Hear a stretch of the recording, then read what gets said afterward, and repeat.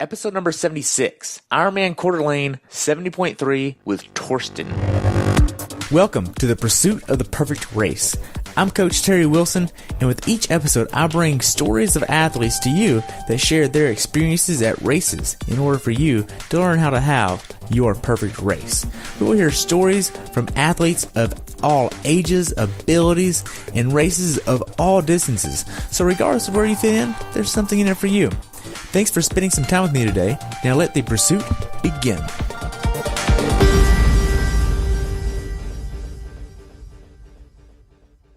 Hello everyone, and welcome back to the pursuit of the perfect race. Today I have the pleasure of talking with my friend Torsten about his recent race at IRONMAN Cour 70.3. This race took place on June 24, 2018, where he had a great time of 5 hours, 6 minutes, and 49 seconds. Torsten has been doing triathlons for 5 years now. The temperature on race day was 51 and rose to 82 with a wetsuit legal swim. Welcome back to the show, Torsten. I look forward to hearing about your race experience. Thank you for having me back. You're welcome. I'm glad to hear about this experience leading up to your big Ironman at Canada. So what made you want to do this race? Was just the timing? Coeur d'Alene, you mean? Yes. Yeah, so Coeur d'Alene, I live in Spokane, Washington, so, it's just 25 miles over the state line. So Coeur d'Alene is my hometown race. Been doing it for now 3 years, almost maybe 4. And all my friends are there. So it's just a repeat event, kind of like, it's a must each year. Okay. To kind of mesh up to my friends, to local triathletes. It's an interesting thing to do. Okay. So going into this race, I know you just came off of Escape from Alcatraz. How was your training going into this race? Typical Ironman training. So it just fit perfectly in. Been training up to it. Did a small, short taper of 3 days before the race, and just pushing lots of swimming hours, lots of bike hours, and some running also. Okay. Did you do that many bricks? Bricks, yeah, I do. Pretty much after every longer bike ride, I do a brick workout.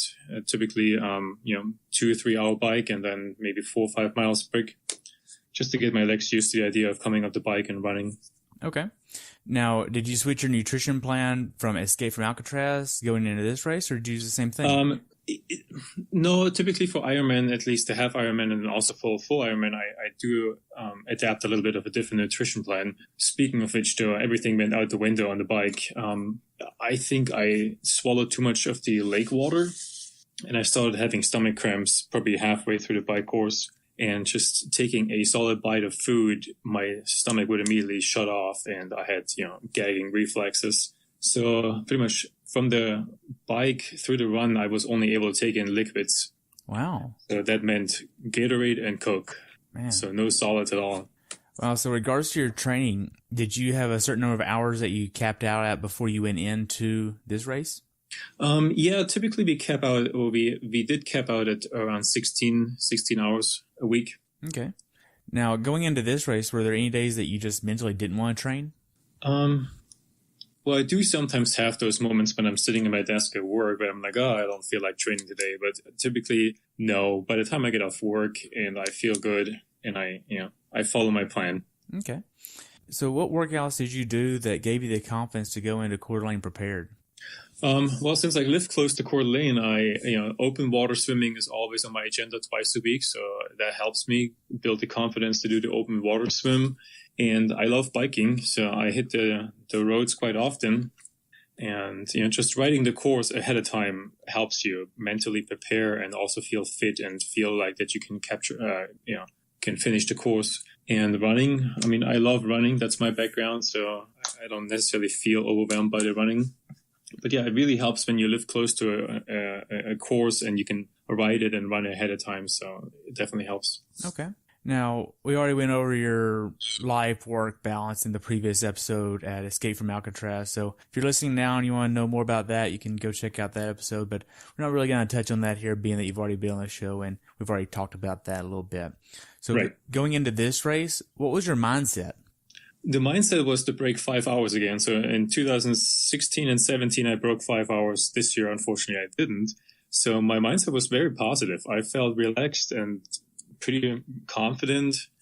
And overall, I love that race. I've done it multiple times. I kind of know each different corner and turn on the bike course. So felt very confident. All my friends, my training partners were there, so I was definitely looking forward to it. Okay. So what was your taper like going into this race? Taper. So we started tapering on Wednesday, kind of, dialing it back.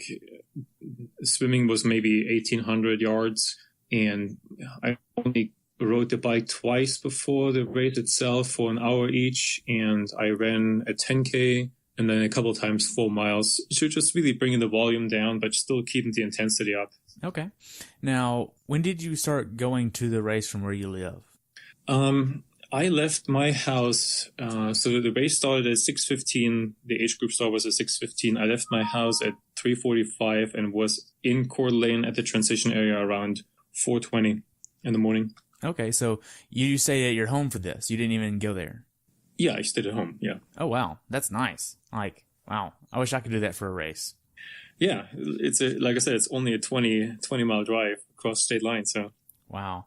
So when did you go and pick up your packet and all that fun stuff? So they opened everything on Friday. So I went Friday when they opened it at noon. Okay. And being an all-world athlete, it's kind of nice to skip the lines and go, pick up your packet. Okay. So how was the packet pickup in Ironman Village?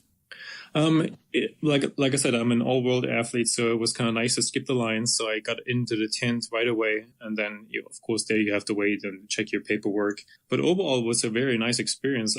I would have to say the volunteers were great this year. They were super friendly in the tent and all smiling, very attentive. So yeah, the experience itself was great. And then out of the tent, you go into the Ironman shop and pick up your, I usually buy a t-shirt with the names on it and also a water bottle. And yeah, that went pretty smooth also. Okay. Did you experience the village at all? Was it pretty much the same as normal? Lots of vendors and fun stuff there? Yeah, it's a typical setup. You have your typical vendors, and I walked through it. I talked to the base guys since I'm base sponsored. So hung out for a little bit, and I stopped at the Normatec tent and actually bought myself a Normatec system. Wow, that's awesome. Have you got to use it much? Every day. So you got the new pole system then. I have that, and I love mine. Yeah, I definitely love it. I mean, I after the race, I used it, and a few days after the race, actually, I did it in the morning and in the evening, and now I've only been doing it in the evening. Oh, wow. So you get everything checked in the day before the race. Did you go over there and drop your bike off at a certain time?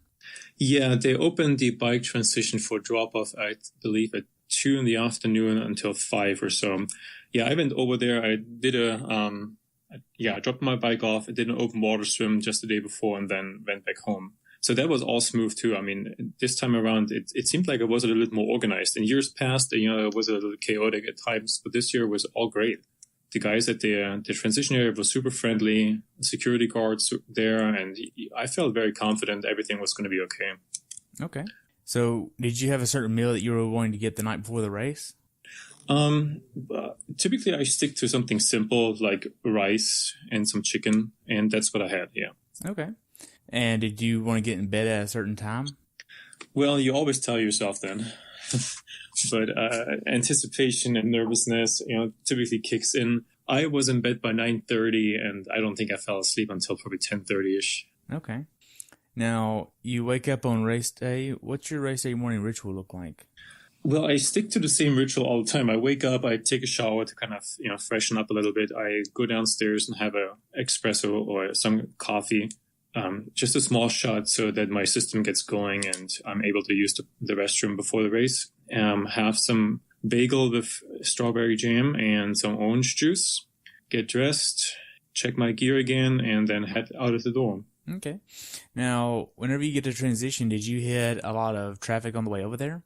No. Parking, the only time I met some traffic was when I was trying to find a parking spot close by, so lots of people were trying to find the nearest parking spots. I ended up parking maybe half a mile from the transition area, so not a big deal. Okay. And did you have to pay for parking here? No. there's actually a local college close by to the transition area. And of course, during summer, the college is not in session, so you have lots of parking available. Nice. I know in Chattanooga, we actually had to pay for parking, but apparently if you park on the street, it's free. But if you park in a designated parking lot, you have to pay. And I didn't know that whenever we parked there, because somebody told us that the parking was always free on Sundays if it's on the street. So we come back after the race to a nice little parking ticket. Yeah, that's great. Yeah. Hey, way to go. Good job on your PR. Here's a ticket. So it was fun. So you get a transition. What kind of PSI are you using for this course? Well, I wasn't really certain because I wasn't certain about the temperature. Like you said, it was 51 in the morning, so a little chilly. We all knew it was going to get sunny and warmer throughout the day. So this time, instead of going with my 115, I only went with a 110, anticipating that the heat would actually expand the tires a little bit. And it went well. I can't complain about that. So the bike performed awesome. Okay. So in between the time that you're in transition and getting your wetsuit on, are you doing anything else as far as nutrition-wise or getting some extra water? What are you doing there? Definitely drinking water and also having a few licks of salt, the base salt that I use. Typically before the swim, I don't really take any other food or gels. It kind of throws me off a little bit, so I just go with the flow. My typical procedure in transition is visiting my friends and kind of talking a little bit, encouraging each other. We met up just before the swim start, and we all walked over to the swim start, and I realized walking that I didn't have my timing chip on, so I had to run back to my transition area and pick up my timing chip that was still sitting on my aero bars. Oh, wow. You had forgot to get it on? Yeah, I was putting on my wetsuit, at least the bottom part of my wetsuit, and I must have forgotten to put it back on. So. Oh, wow. So do you have a certain way you like to lay out your transition area? Not really. I mean, that's still something I'm experimenting with from race to race, but typically a small towel ready to grab it so I can wipe off my feet. Next to the towel is my shoes with my socks, and I place my helmet on my aero bars. Inside my helmet, I have my nutrition that I stuff in the back of my jersey, and also my sunglasses. And yeah, that's pretty much it. Okay. So are you using a full sleeve or a sleeveless wetsuit for this swim? It was pretty chilly, so I used a full sleeve. Okay. And are you using tinted goggles or clear goggles for this course? I always use tinted goggles because the sun is so, with the race start that early, the sun is typically hanging over the lake quite low, and it blinds you. Okay. Not that they really help. I mean, even if they're tinted, it doesn't help. Okay. You're still, on the first turn, you go straight in the sun, and it's very difficult to find the next buoy. Okay. Now, with this swim course, how is the swim course laid out? You go straight out, and you have one turn to your left, and then you go another 200 yards, and then you have another left turn, and you go straight back in. So it's very simple. Nothing fancy, nothing too exotic. But like I said, you turn into the sun, and that's kind of difficult to find the next turn buoy. Okay. Now, with this swim, is this a beach start, wave start, rolling start? What does that look like? It's a beach start, and you walk in. It's your rolling start. You place yourself based on your anticipated pace, and they do 6 people every 2 seconds. So okay. Now, whenever you got into the water, your wave goes off, and you're in the water. How does the swim go for you? So the swim, I felt good going into the swim, but I have to admit, after the first 400 yards, I felt like I had nothing. So my arms felt really weak, and I by that time I kind of knew it wasn't going to be my greatest swim. I don't know why, because I leading up to the race itself, my timing and my paces during practice were great, and I felt really confident. So maybe I felt overconfident, who knows? But yeah, I don't think I hit my paces as I wanted to. So from that point on, I just focused on good strokes and trying to stay calm. And I hit the first turn, and I felt decent enough. And second turn, and then on the way back, I just went with the flow. Whoever was around me, I kind of tried to latch on. And the last 200 yards, I just gunned it and see what my body had left. Okay. Now, you get done with the swim. Is there wetsuit strippers there that you take advantage of? Yeah, actually, for the first time in Coeur d'Alene for 70.3, they had wetsuit strippers, so that was very nice. So got out of the water, was surprised by it, and they stripped it right off. I grabbed it and headed to my transition spot and put my shoes on. First my socks, and it's always difficult on wet feet to put socks on, but I'm one of those people who needs socks for everything. So even in my cycling shoes or my running shoes, I always have to have socks. Okay. So it took me a little longer to put those socks on, slipped on my shoes, threw the helmet on, sunglasses on, grabbed my nutrition, and pushed on button on my bike computer, and I went to the bike mount area. Okay, so to speed up a little bit, do you roll your socks? Yeah, I typically roll my socks, but with the feet being wet and the water was pretty chilly, so your hands kind of feel cold and you don't necessarily have the flexibility. And the overall transition time, T1 time, was pretty decent. So how long of a transition area is this from the time you get out of the swim to your transition area? I think it's maybe a 1 to 2 minute run, depending on the person. So compared to Alcatraz, it was a very short transition. In Alcatraz, we had to, run for 0.7 or 0.6 of a mile. So okay.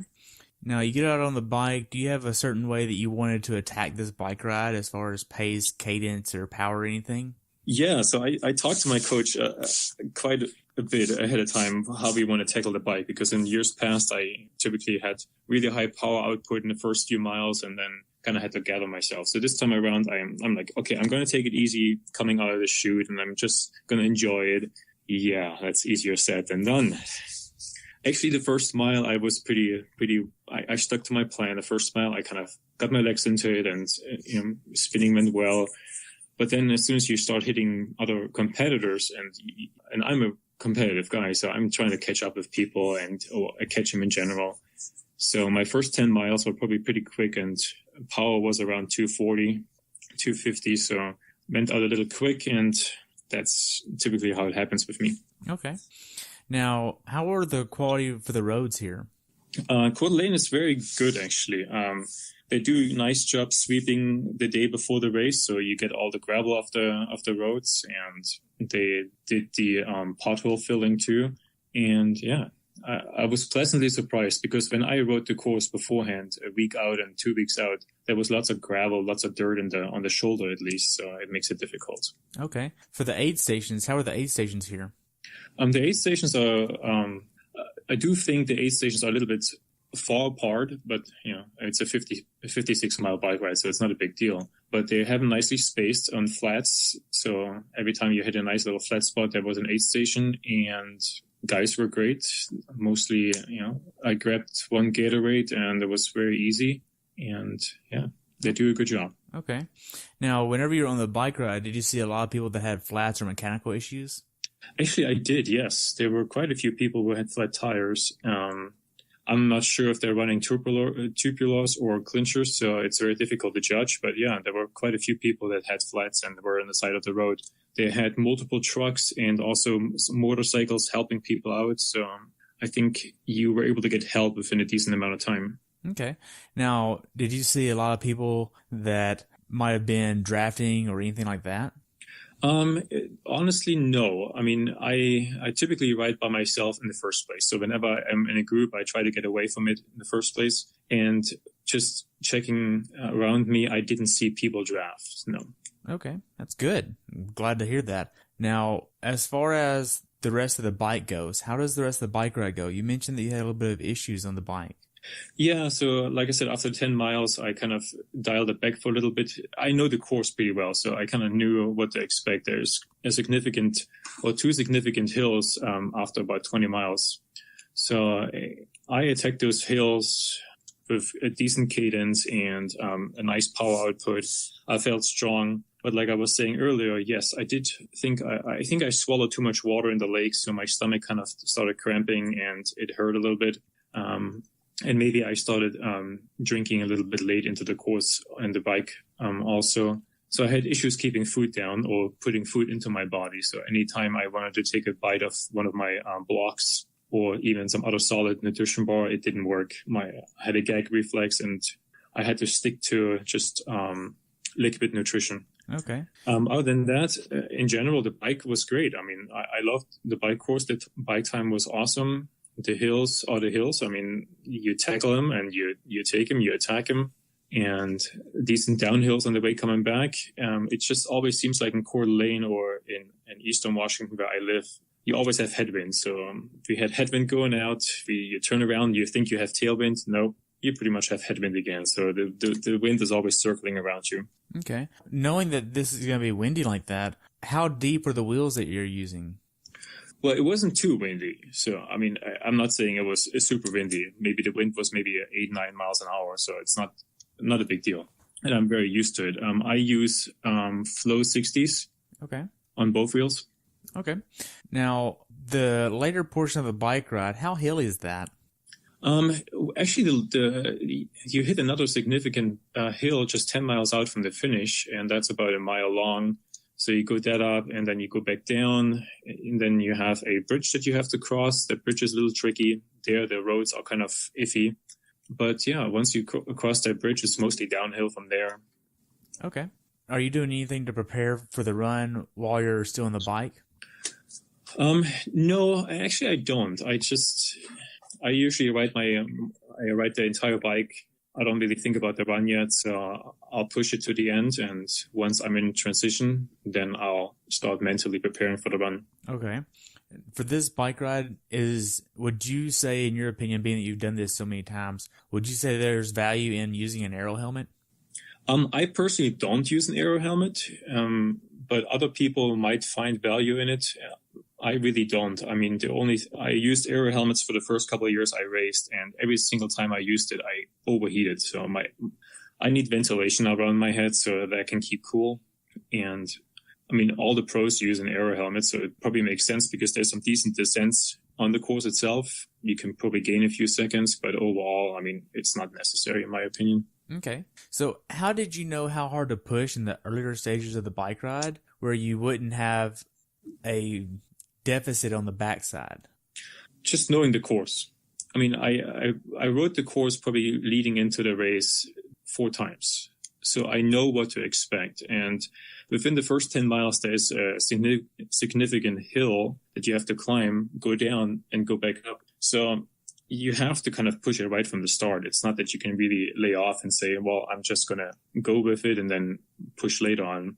And knowing the course and also knowing myself, I'm able to kind of, push it at times and then lay back and then push it again. So actually, I think I actually negative split that course this time around. So after the turnaround, my pace on the bike actually improved. Okay. Were you going after a certain power number this time? Yeah, normalized power was supposed to be around 240 and I had 238 in the end. So it went pretty well. Wow, that's great. Now, what would you tell someone to be aware of that hasn't done this bike course before?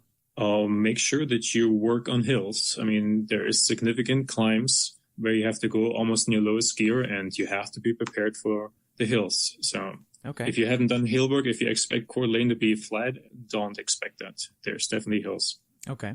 Now, you get to T2. How does T2 go for you?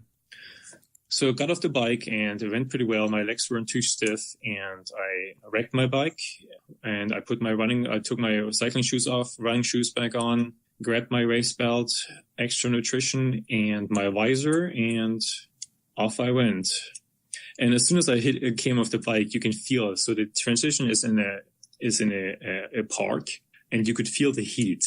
So the park was very humid. It's all grassy. And all of a sudden you felt the humidity coming off the bike. It's like, ooh, we must have gone up in temperatures. And as soon as I came out of that park, it's no more shady. It's just downtown Coeur d'Alene and you can feel the heat. So leading up to the race, we had mostly cloudy days and even thunderstorms and a little bit of rain. And on race day, it was perfect weather. There was no cloud in sight. It was clear skies and the sun was just starting to beat right off the bat.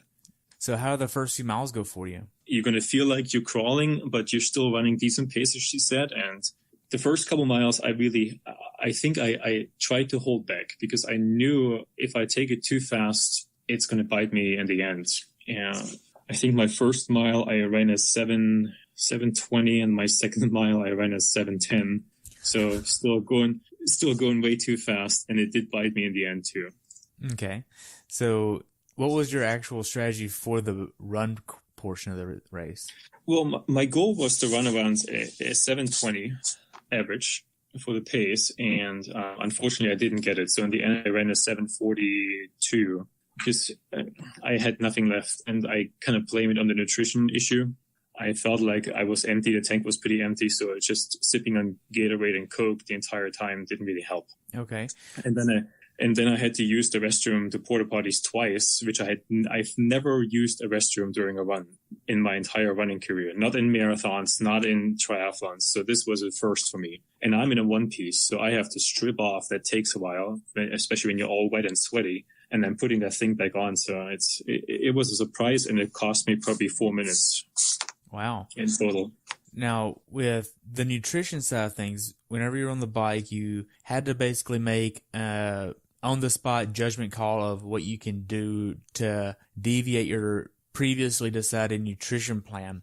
How did you know what to do in that moment to give you the best day possible?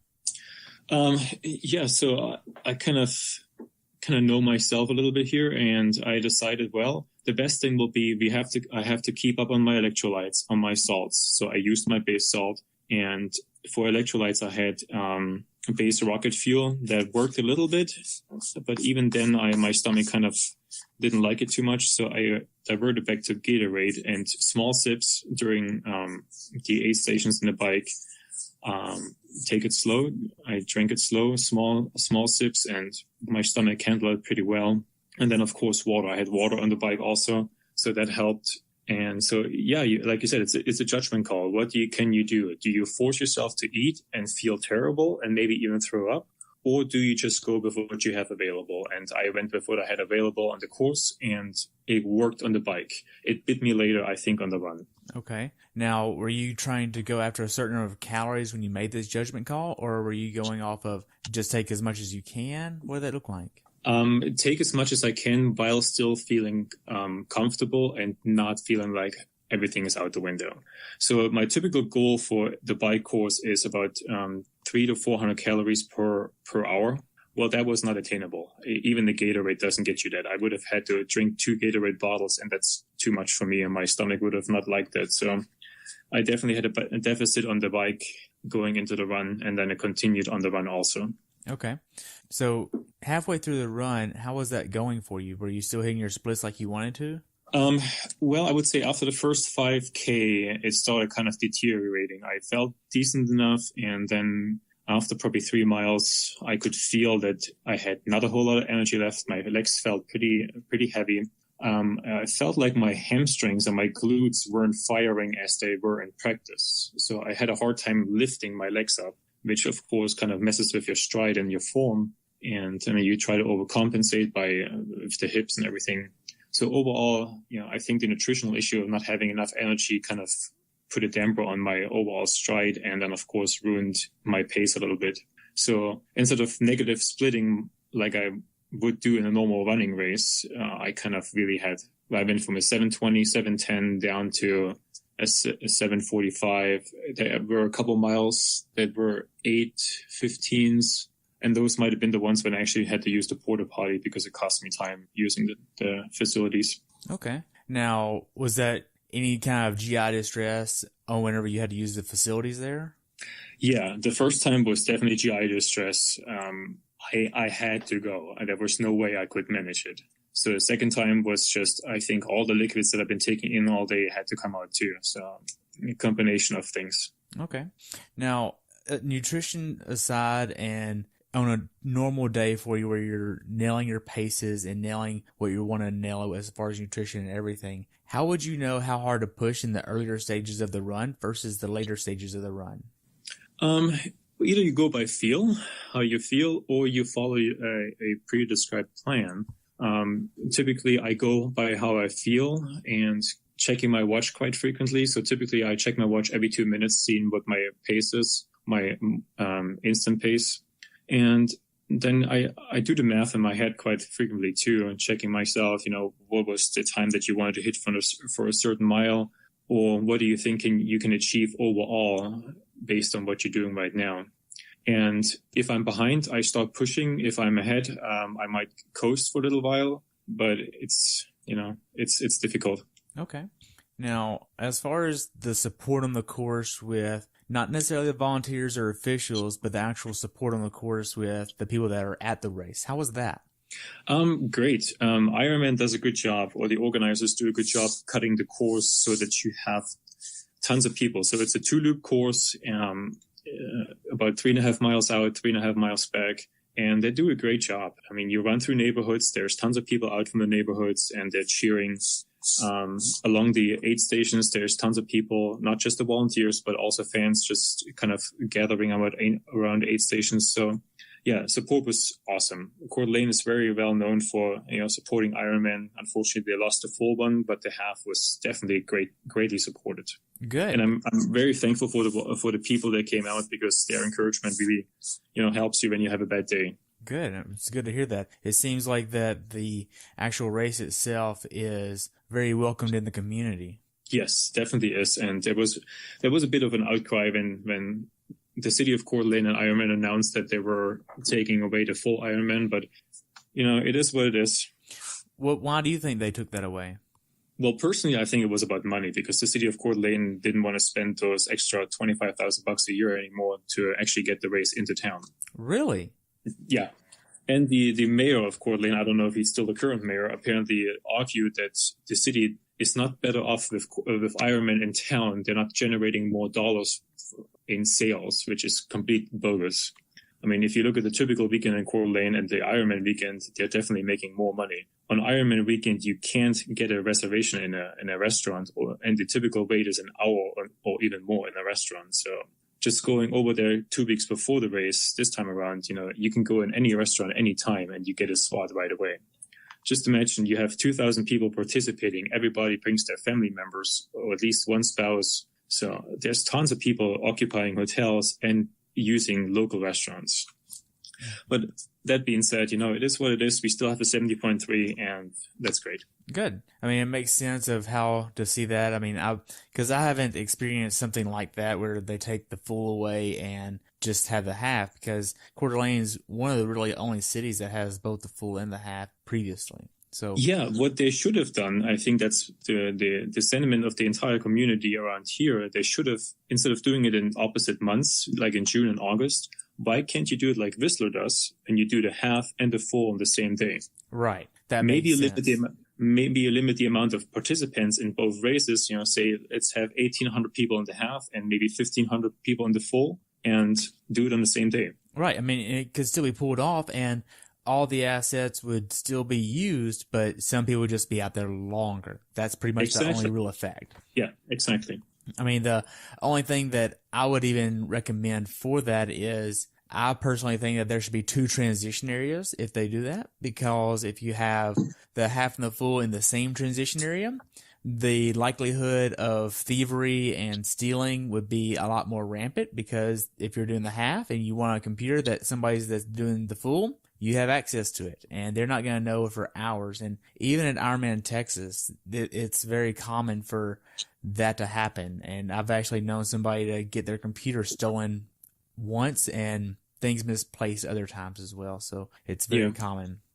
Well, I'll see how it goes in Whistler this year. Last year I did a 70.3 in Whistler, and it seemed very organized. You come off the bike and you hand your bike to a volunteer, and they rack it for you. And yeah, I'll see. Wow. But I think I recall that they had the 70.3 and the full Ironman people, the bikes in different locations, I think. That makes sense. So one location and the other location. And once you come into transition, they hand you your transition bag anyway. So I never really had to go anywhere other than the transition tent. Okay. With the run course here, what was the funniest thing that you saw on course? The funniest thing? I don't really remember. I just remember these volunteers in one of the neighborhoods. They're always out there, and they have a microphone and they have sprinklers set up, and those guys are just so cheerful and so encouraging. So that's the one thing I really remember that stood out to me. In terms of funny, I mean, you saw some funny signs, yeah, and there was a guy in his Speedo on the side cheering people on, so that's definitely funny. But just the sheer excitement of the people on the course itself and the support they give you is encouraging. Wow. So mentally, knowing that you had GI issues and you struggled a little bit on the later portion of the bike, how hard was this race for you mentally?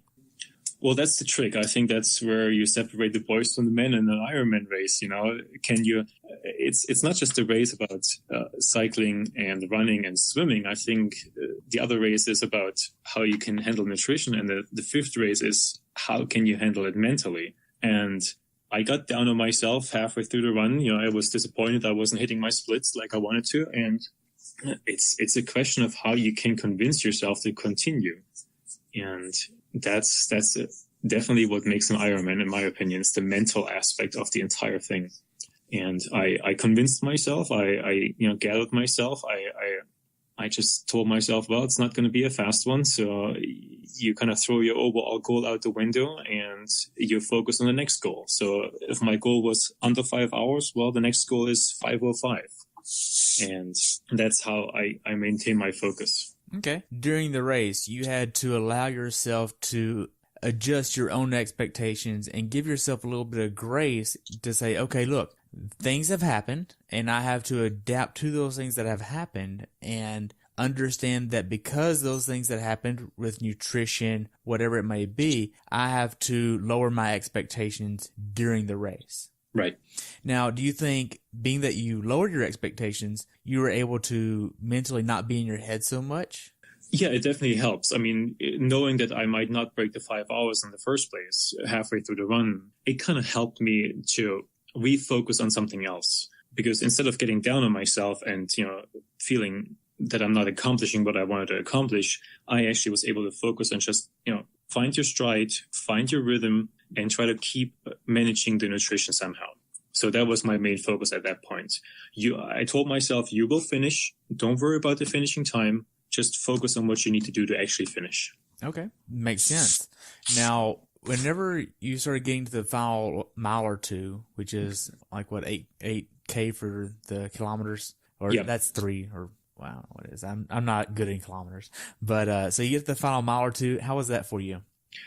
Well, actually, in Coeur d'Alene, the course is like you have an aid station about 1.5 miles out from the finish, or maybe 1.2 miles.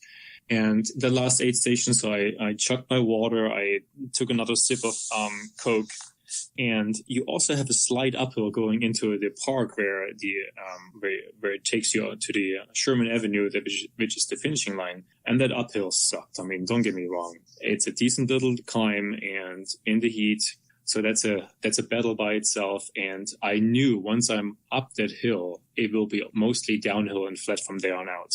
So that was my focus. Get that hill behind you, attack it, don't walk, just run it up, and then coast down the little slight descent. And through the park, you will have huge support. Everybody will be screaming and cheering for you. In that park, there's a divide. So it's a sidewalk. And if you turn left, people know that you will run to the finish. If you're right, you still have another loop on the run course. So just turning left and everybody starts cheering for you and saying, hey, it's just around the corner. People kind of tend to lie to you because they say it's just around the corner, which is not true because you have 2 more corners to go. But, I kind of know the course. I know when to expect when I will see the finish line. And then you turn on Sherman Avenue and it's all downhill from there for probably 0.2 of a mile downhill into the finish. Wow. So you get to the red carpet. How was the finish shoot for you? Finishing was great. I mean, I had nobody really in front of me and nobody really behind me. And just knowing that I'm going to finish made me very happy, and I was smiling. Clapped a few people with the airplane, slapping high fives left and right, and hearing my name was great. And through the finish, the volunteers catch you. They ask you if you're okay. They give you water, your medal, and your finish base cap. So it was a good experience this time around, knowing that, I still finished in a decent amount of time and feeling good afterwards too. I didn't feel like I had to collapse or anything, so that's always a plus. Good. So looking back on it, what would you change about your race if you could do it again? What would I change? The nutrition issue I would change, but I don't know how to change it because it's different every single time.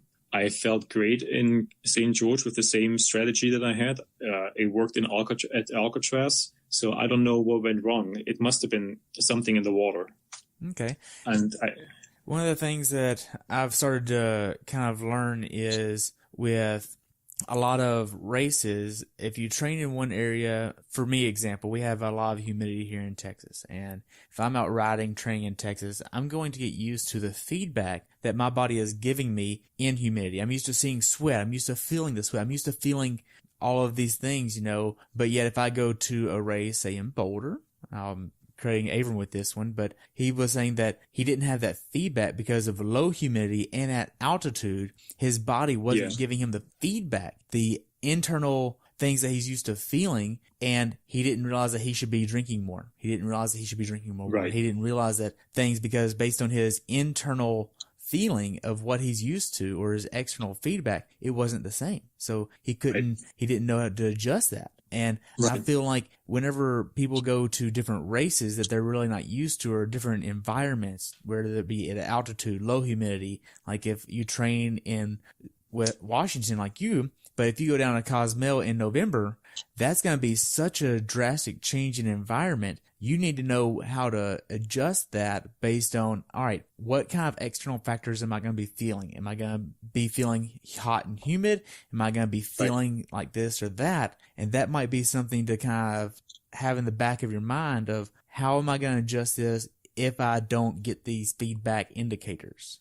Right. I completely agree with you. And yeah, I've experienced it multiple times in different races that you have the external feedback, or even, you know, how do you personally respond to different external factors? Yeah.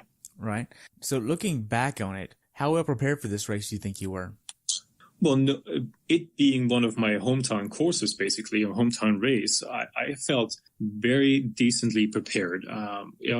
4 weeks prior, I had Alcatraz, and that was a decent race. But in between Alcatraz and Coeur d'Alene, we had a normal amount of training for Ironman Canada. So Coeur d'Alene itself was a minus race, let's put it this way. It wasn't my main race of the year, my main focus, but it fit very well in my training schedule, just to kind of test where I am at right now. So in terms of feeling good and being prepared, I think I was prepared, but maybe the taper was a little short. Okay. And, you know, being in training for an Ironman, it's very difficult to taper midway through a training cycle. So you have to fit it in and you make the best of it. All right. The taper at that point is really just, you're going to have a day off 2 days prior. You're still going to do a decent workout the day before, and you're going to go into it as a training day. Right. Exactly. Wow. Now, for first timers, what advice would you give them if they're going to be doing this race? Well, for a first timer, definitely, like I said earlier, you need to be prepared for hills. You need to know how to attack hills and how to ride hills. So that's very important. Also, for a first time 70.3 athlete, know the water. I mean, you know, the water in Coeur d'Alene typically in June is still cold. It's going to make an impact. You will feel it. And also know, even though it's a lake, but you still have the current. So you have to deal with the current. And even though it was flat on race day, we still had some waves going out, off the shore, basically. So, kind of know, like you said earlier, you also have to know the external factors. It's cooler in the morning, but it does heat up in the afternoon or around lunchtime. So you have to deal with that on the run. So be prepared. Do your homework, kind of know typical weather patterns, kind of know the course. That's very important. And just be prepared. Okay. Now, we've already talked about what your perfect race looks like and all that fun stuff last episode. Just a few questions to wrap up here. What races are on your bucket list? What races are on my bucket list? That's a good question. Well, one of my bucket list items I'm going to fulfill next year. That's Challenge Roth. Just this weekend. So huge motivational factor there. And I will do that next year. I'm already signed up. I have my registration already done. And another bucket list item is Ironman Europe, so Ironman Frankfurt.